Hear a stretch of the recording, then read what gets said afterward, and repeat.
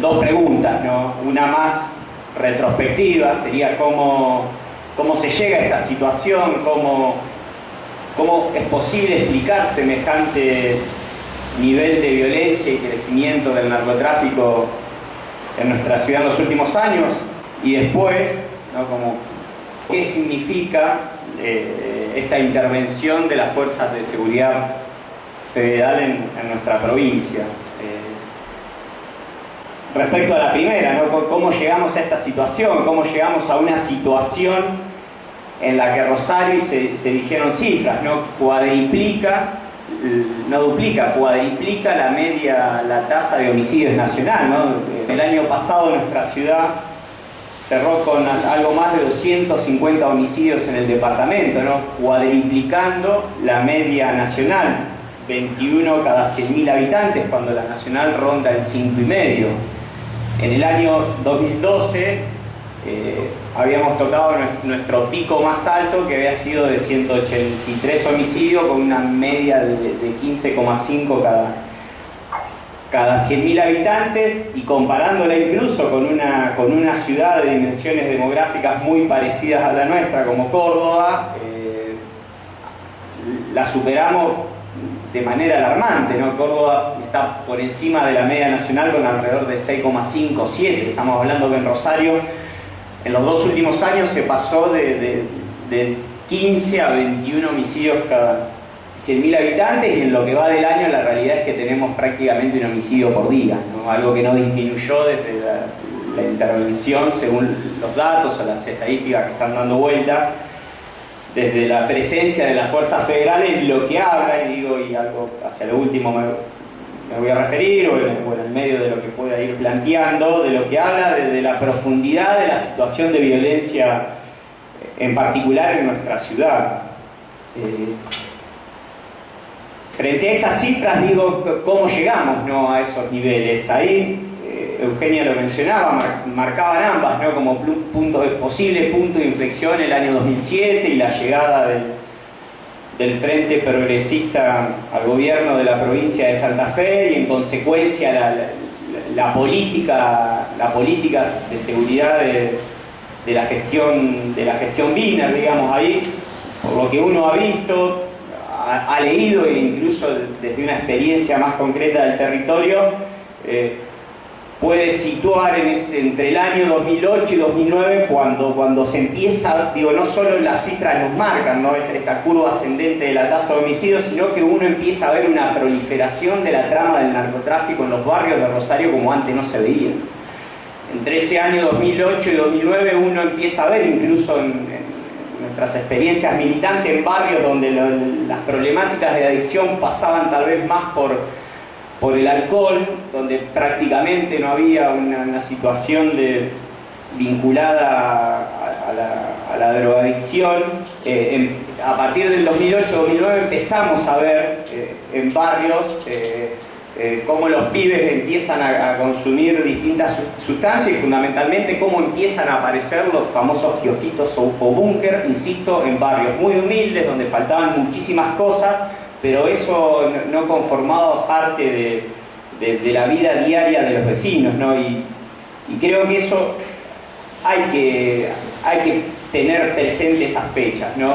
Año 2007, gestión Wiener, 2008, 2009, por lo menos es en el territorio donde se empieza a ver cómo se va configurando una trama absolutamente novedosa en algunos casos respecto a la penetración territorial del narcotráfico en nuestra ciudad, a través de figuras antes no conocidas o incluso inexistentes, ¿no? El kiosquito, el búnker, la figura del soldadito, ¿no?, del pasador, toda esa trama que va dando forma a una presencia del narcotráfico como no se había visto nunca en nuestra ciudad, ¿no?, con una logística, con una penetración territorial, con una articulación muy distinta a los modos en que antes se daba el narcotráfico en mucha menor escala en nuestra ciudad o en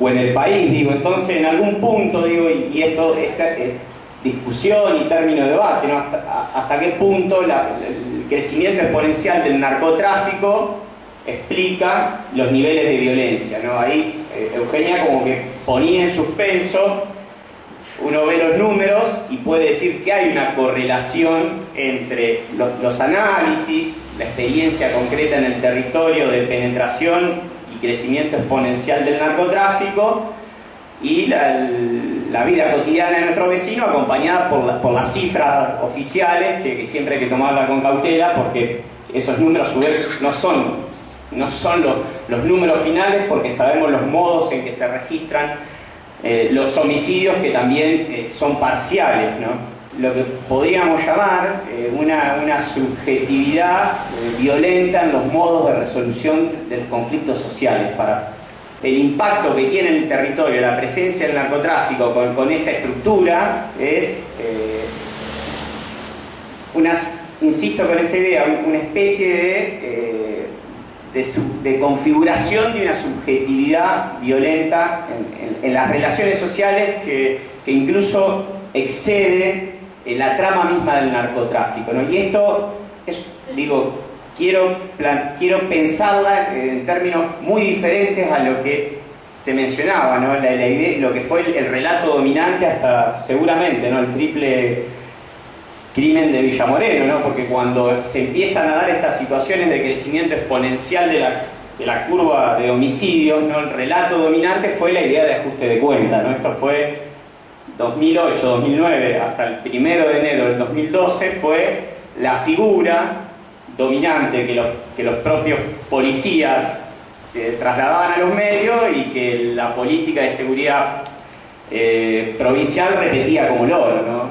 El ajuste de cuenta, y con todo lo que implica, ¿no? Con la estigmatización que contiene esta idea, porque es decir, en los barrios populares más humildes de la ciudad de Rosario hay una condición violenta en sí misma, una especie de ontología violenta de los sectores populares en la manera de sociabilizarse, de relacionarse y de resolver sus diferencias grandes o pequeñas, ¿no? En consecuencia, esa idea que contenía a su vez, ¿no? Por un lado estigmatización y por el otro lado esconder la trama que es posible que nos pueda dar algunas pistas o bastante para explicar el porqué de esa violencia y el porqué de la expansión y proliferación del narcotráfico, y digo, invisibilizando la trama profunda, no solo los últimos eslabones, y quitando obviamente de ese modo la responsabilidad del Estado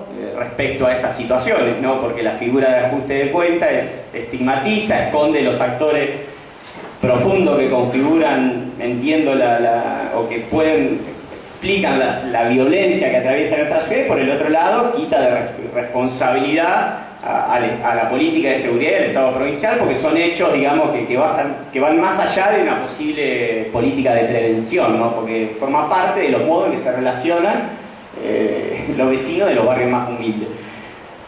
Mencionábamos dos fechas, ¿no? Primero el triple crimen de Villa Moreno. Creo que ahí se desnuda la connivencia entre sectores del narcotráfico, con presencia en las barras bravas de los clubes de fútbol de nuestra ciudad, y el amparo y connivencia de la policía como actores que explican el narcotráfico, y de la mano estas situaciones de violencia. Y sin duda un segundo hecho de inflexión es la renuncia de Tonioli en octubre del 2012, ¿no? En ese año 2012 se viene a pedazos, se resquebraja, se cae esa idea del ajuste de cuenta, ¿no? Contamos con la condición de tener la policía, incluso según algunos organismos de derecho humano como la Correpi, de ser la más violenta de la Argentina en términos de homicidios en proporción a la cantidad de habitantes, en este caso de nuestra provincia, ¿no? Y ni que hablar de la condición estructural de su vínculo con el delito, ¿no? El propio Héctor Superti, ministro de Justicia de Wiener, en su momento había dicho públicamente que alrededor de un tercio de la policía provincial estaba sospechada de connivencia con el delito, digo, de 17.000, 18.000 efectivos, alrededor de 6.500, 7.000 estaban sospechados o tenían causas abiertas vinculadas con distintas situaciones delictivas, ¿no? Un tercio de la policía provincial. O sea, un primer plano, esta realidad sobre la cual poco y nada se ha avanzado, más allá de cómo a partir del 2012, y digo, triple crimen, Hugo Tognoli, y yo diría, también enero del 2013, el asesinato de Mercedes Delgado en Ludueña, ¿no? Ese año, enero del 2012, enero del 2013, creo que marca esto, ¿no? La caída de ese relato oficial respecto a la realidad de la violencia y de la proliferación del narcotráfico, y después cómo el gobierno reconfigura eso bajo esta idea de guerra del Estado contra el narcotráfico, cuando sabemos que poco hay de eso, y que ha sido una figura que también se intentó construir hasta que se volvió a caer a partir de la insostenible situación y la presencia de las fuerzas federales, de que en realidad no había ninguna guerra del Estado provincial contra el narcotráfico, porque el narcotráfico tenía una de sus patas constitutivas en un sector del Estado provincial, fuerzas provinciales y fuerzas policiales provinciales, y el segundo plano que me parece que es imprescindible, se mencionó la connivencia del Poder Judicial provincial con el delito y con el narcotráfico. Digo, esta tasa que se deslizaba, ¿no? El 50% de los homicidios en Rosario nunca llega a esclarecerse, ¿no? Es altísima, es alarmante, cuando, según datos que pude ver, a nivel nacional, que habría que terminar de chequearlos, es del 90%, ¿no? Más allá de cuál sea la media nacional, que la mitad de los homicidios que se producen en nuestra ciudad no lleguen a esclarecerse, habla de un nivel de impunidad, alarmante, que habilita a una práctica reproductiva del ejercicio de la violencia. El tercer aspecto, dijimos, policía provincial, poder judicial. En el caso concreto de nuestra ciudad, es también un proyecto de ciudad. Me parece que un modelo de ciudad que se terminó de consolidar en los últimos años en torno a las inversiones privadas de los grandes emprendimientos comerciales y la especulación inmobiliaria, ¿no? Capturando el Estado en función de subordinarse al interés del llamado boom inmobiliario que atravesó nuestra ciudad en los últimos años, fue dejando una parte importantísima de nuestros vecinos fuera del actual proyecto de ciudad, ¿no? Y negándole el derecho a una condición de vida digna, y la realidad que una parte importante de nuestros vecinos tiene negado el acceso a obras elementales de infraestructura o de servicios que hacen a un piso mínimo de dignidad. Si a muchos pibes no le queda otra salida por estas realidades, terminar siendo soldadito de un búnker, tiene que ver con sin duda una dimensión material, ¿no? de integración socioeconómica, para llamarlo de alguna manera, pero también tiene que ver con una cuestión identitaria, de pertenencia, con una cuestión claramente cultural, ¿no? Y ahí, la profundidad del problema del narcotráfico en un plano y de la violencia en el otro, ¿no? Me parece que ahí hay una pregunta fundamental a hacernos y a resolver por el Estado en sus tres niveles, ¿no? Cómo pensar esta realidad por la cual muchos pibes terminan víctimas de las tramas del narcotráfico, porque básicamente son jóvenes, ¿no? El 70% de las muertes en todos estos años son de pibes entre 18 y 35 años, la mitad son de pibes que tienen menos de 25 años. Hay una realidad integral de la ciudad, compleja, pero particularmente, hay un desafío de cómo dar una respuesta en términos de políticas públicas para los pibes que evidentemente no ven otro horizonte u otra salida en nuestra ciudad que terminar siendo soldadito. ¿Cuál es el escenario nuevo que se abre a partir de la presencia de las fuerzas federales? Porque el registro que uno tiene efectivamente, ¿no? que generó como un nuevo clima, una oxigenación, una disminución por lo menos de los delitos comunes, no de la violencia, más profunda, ¿no? Ayer escuchaba a Mario Cestas de la Asociación de Taxistas que en el registro es un termómetro, no es una estadística, pero desde la intervención de las fuerzas federales en nuestra ciudad, ellos tenían un promedio de 6-7 denuncias de taxistas de intentos de robo por día, y en esta última semana había disminuido a 1 o 2. Ahora bien, esto no resuelve el problema de fondo ni es una solución en sí misma, sino que precisamente, ¿no? El problema de fondo y estructural tiene que ver con avanzar en una profunda reforma de la policía provincial, y es un signo de pregunta enorme como una casa, porque uno no ve al gobierno provincial con la decisión de llevarlo adelante. Digo, después que sucede desde el triple crimen de Villa Moreno hasta Mercedes Delgado, a partir de ahí cambia el eje del relato, el eje del relato pasa a ser la guerra del Estado contra el narcotráfico, se anuncia pomposamente una reforma provincial que en términos prácticos una nunca vio, en términos concretos en el territorio ni hablar, pero en términos de decisiones políticas uno nunca vio que se haya cambiado o avanzado estructuralmente en la reforma de la policía provincial, ¿no? Se cambiaron nombres, se pusieron otros, pero la realidad es que la estructura sigue prácticamente intacta. Lo mismo, digo, el otro plano, la policía provincial, esto que ha planteado el gobierno a nivel nacional de la democratización y reforma de la policía provincial como otra deuda pendiente del retorno a la democracia a esta parte. No hay posibilidades de avanzar en una solución profunda de los niveles delictivos en nuestra sociedad si no hay una profunda reforma del Poder Judicial nacional, sin duda, y en particular en nuestra provincia, ¿no? El anunciado centro de justicia penal que todavía está en construcción ahí en la sede del ex ECA, ¿no? Ahí Virasoro entre Sarmiento y Mitre, lo mismo, ¿no? Tal vez cuantitativamente sea un aporte, administrativamente lo mismo, pero estructural, políticamente y conceptualmente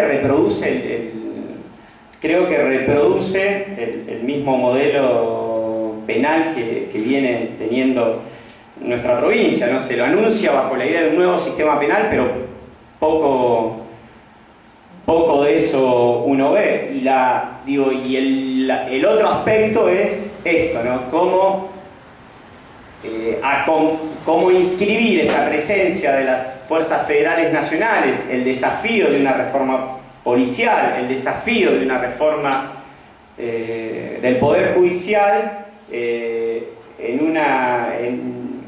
un nuevo papel del Estado y en un conjunto de políticas públicas que aborden de manera integral la problemática de la seguridad. Si ese paso tampoco está, va a ser muy difícil avanzar en las causas estructurales, ¿no? Y acá nos lleva a la pregunta o al tema que mencionábamos a los últimos, ¿no? Repensar el papel del Estado respecto a su relación con el territorio y con la ciudadanía, ¿no? Repensar el papel del Estado en términos de una política de seguridad que ciudadanice, ¿no? Que no inscriba una lógica policial a la política de seguridad y al papel del Estado, sino todo lo contrario, que inscriba a las fuerzas policiales y al papel del Estado en una lógica ciudadana profundamente democrática de ampliación de derechos, ¿no? de promoción de derechos, de mejoramiento de la calidad de vida, de obras de infraestructuras elementales, de política de urbanización, pero también de políticas culturales, ¿no? De políticas culturales que pongan en disputa esa subjetividad violenta que atraviesa una parte de nuestra ciudadanía y que no solo son los pibes de los barrios más humildes, porque esto nos lleva a los linchamientos que también vivimos en nuestra ciudad hace pocos meses. Me parece que esa subjetividad violenta de la que hablo también se expresa en los linchamientos y en la respuesta de un sector social frente a la realidad, a la realidad del delito o a la realidad de la llamada inseguridad. Me parece que ahí hay una cuestión de fondo profunda que, insisto, va más allá incluso de la realidad propia del narcotráfico, y ni que hablar que va más allá de lo que puede hacer una fuerza de seguridad provincial articulada con la nación, y si se le quiere sumar una policía de proximidad o comunitaria de características locales. Me parece que ahí hay un tema hay un enorme desafío para el Estado local, sin duda, para el Estado provincial, y también el necesario acompañamiento y articulación con el Estado nacional, ¿no? Esa subjetividad violenta que ha instalado esta realidad en la ciudad de Rosario, y que también se construye y se alimenta de los medios de comunicación, porque esto hay que decirlo, digamos, esa subjetividad violenta se alimenta del modo en que los medios de comunicación corporativos tratan la realidad de la seguridad, ¿no? Esta cuestión, este modo banal, superfluo, amarillo, ¿no? Repetitivo de los hechos de inseguridad a toda hora, en todo tiempo, descontextualizado, genera un efecto de amplificación y de construcción de esa subjetividad violenta que hace que todos vivamos desconfiando de todo, ¿no? Eso evidentemente ha permeado a una parte de nuestra sociedad, sin que eso no signifique desconocer la realidad de la violencia, del delito y del narcotráfico, pero sin duda han alimentado la construcción de esa subjetividad de resolución violenta de las relaciones sociales, en algunos casos con clara intencionalidad política, que explica también esa respuesta individual, social, sectorial, de desconocimiento del derecho, del Estado de Derecho, ante situaciones delictivas, ¿no? Esa desconfianza, esa cultura del miedo, esa cultura del odio, tiene como contraparte o a un paso a una delgada línea el ejercicio de la violencia por mano propia, digamos. Entonces creo que ahí hay un desafío enorme, ¿no? Cómo damos esa batalla cultural desde la militancia, desde el territorio, desde el compromiso ciudadano, pero también y fundamentalmente desde políticas públicas estatales, porque creo que es imprescindible inscribir una política de seguridad en una mirada más integral y transformadora, de promoción de derechos que debe promover el Estado en sus tres niveles, para reconstruir el tejido social, para reponer frente a esa subjetividad violenta que ve en el otro una amenaza, una subjetividad comunitaria que vea en el otro un vecino, que vea en el otro un ciudadano, que vea en el otro tal vez alguien diferente, pero con el cual debemos pensar soluciones conjuntas a problemáticas concretas, y que no sea objeto de desconfianza frente al cual me tengo que defender. Me parece que ahí hay una cuestión central de cara a las posibilidades presentes y futuras, ¿no? De cómo revertir esta realidad de la violencia social, cómo reponemos una subjetividad comunitaria y donde es imprescindible el papel del Estado, ¿no? Esta consigna que nosotros hacemos carne, la patria es el otro. Bueno, por ahí circula también la posibilidad de reconstruir y reponer en nuestra ciudad una subjetividad comunitaria. Creo que eso pueden ser, digamos, los caminos, y creo que en algunos casos son de modo imprescindible para generar otro horizonte de expectativa a nuestra ciudad, a nuestros vecinos y fundamentalmente a nuestros pibes, ¿no? que son las víctimas de un modelo de violencia y de narcotráfico que los tiene como últimos eslabones, y frente a los cuales como sociedad, como militancia, debemos construir horizontes distintos. Creo que por ahí pasa, ¿no? la oportunidad de de construir y garantizar el derecho a la ciudad que tienen todos nuestros habitantes. Y también, una cuestión más, y con esto cierro, darnos discusiones que están latentes pero no explicitadas, ¿no? La legalización de la tenencia de drogas me parece que es una discusión que hay que darla. La despenalización de la tenencia, la legalización del consumo de marihuana me parece que debería ser otra cuestión a dar si éstas aportan a desarmar el mercado, digamos. Me parece que ese tiene que ser el objetivo o el punto de referencia o de evaluación, si aportan a desarmar un mercado ilegal que está claro que va mucho más allá de los pibes del barrio, que mueve en nuestra ciudad, se calcula alrededor de 2.000 millones de pesos, y que vaya detrás de sus actores protagónicos y centrales que configuran la trama del narcotráfico, ¿no? Y que eso tiene que ver con poner en discusión estos temas y también con tener una política activa que vaya en contra de los modos en que se blanquean esos 1.800, 2.000 millones de pesos anuales en nuestra ciudad, después en lo que decíamos, grandes emprendimientos comerciales o inversiones inmobiliarias.